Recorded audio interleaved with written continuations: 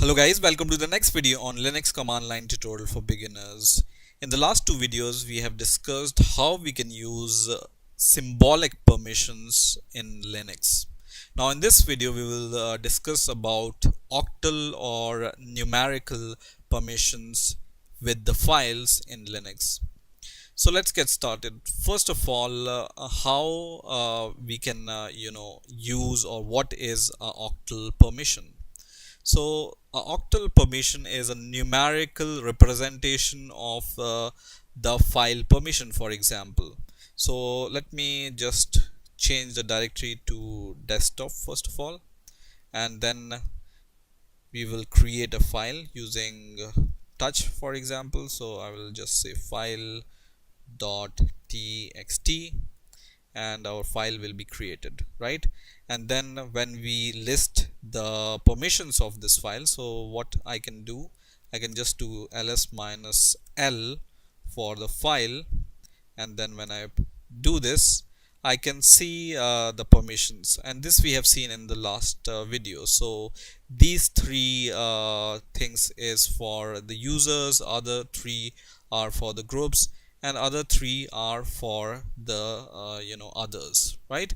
And then we have these three representation, which is read permission, write permission, and the execute permission. So let me simplify the numerical or octal permissions using this concept. So what I'm going to do is I will just open a normal text file, and let's say this is our users and groups and others, like these three groups: users, groups, and others, right? And each have its permissions. So each have read, write, and the third command, which is execute, right? So I'll write read, and then it has write, and for example execute. In the same way, group also has read and then the write, this will be write, and the execute. And other also have read and write and execute, right? Now octal representation can be done something like this. So for example, if we are using binary notation, this is 1, this is 1, and this is 1, right? And same is for here. So this is 1, this is 1, and this is 1, and this is 1, this is 1, and this is 1, for example, right? Now if we want to provide the permission for a file for the user, for example, that this will be users have all the three permission: read, write, and execute permission. So let's start from here.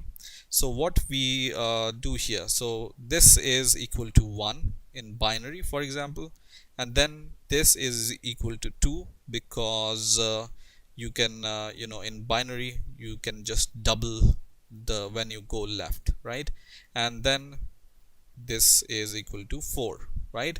And in when you add these three numbers, the addition will be 4 plus 2 plus 1, which is equal to 7. So if you want to allow the user to read, write, and execute a file, then you need to give the number notation 7, and this is calculated like this. So you just need to, for example, start from the right, and then write here 1, and then make a double of it, 2 and 4, for example. And then if you want to give the right here, do it 1. Otherwise, if you don't want to give the permission, then do it 0 here. So for the group, for example, I just want to give the group only a read and execute permission, so I will just do write is equal to 0. Okay, so what will be the numerical notation for this? We will start from the right hand side. So the value is 1 here because we want the execute permission. The value will be 0 here because we don't want the write permission, right? So here will be 0 instead of 2, and here the value will be 4 because once again we want the permission here, and the addition of these value will be for example 4 plus 1 is equal to 5, right? So whenever you want to give the only read and execute permission, then you just need to give the numerical notation of 5 here, right?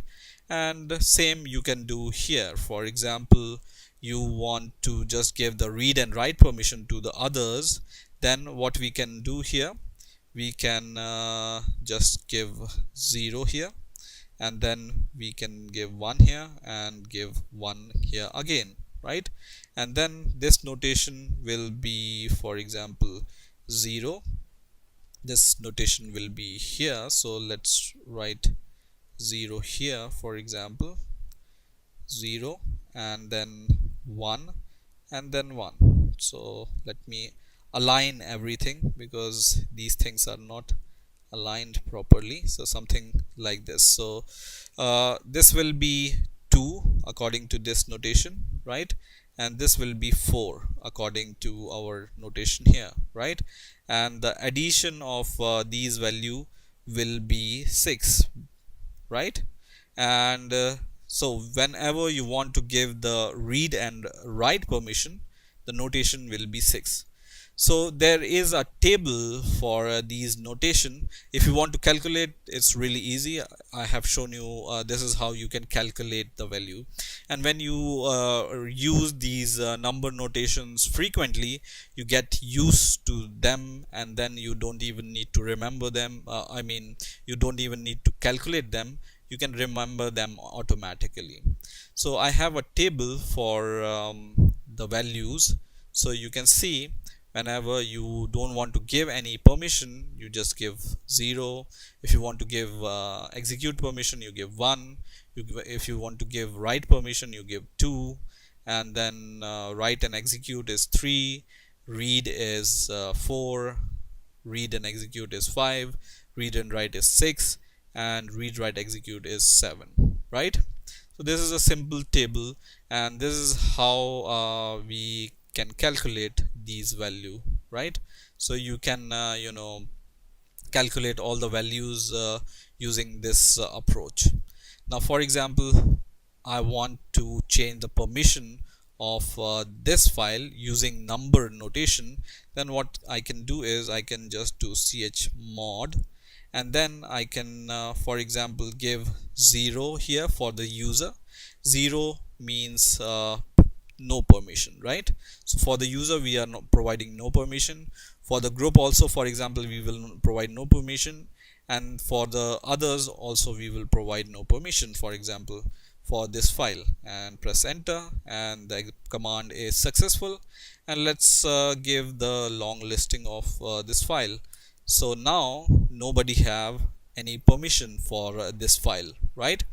Now for example, we want to allow the user to read, write and execute, right?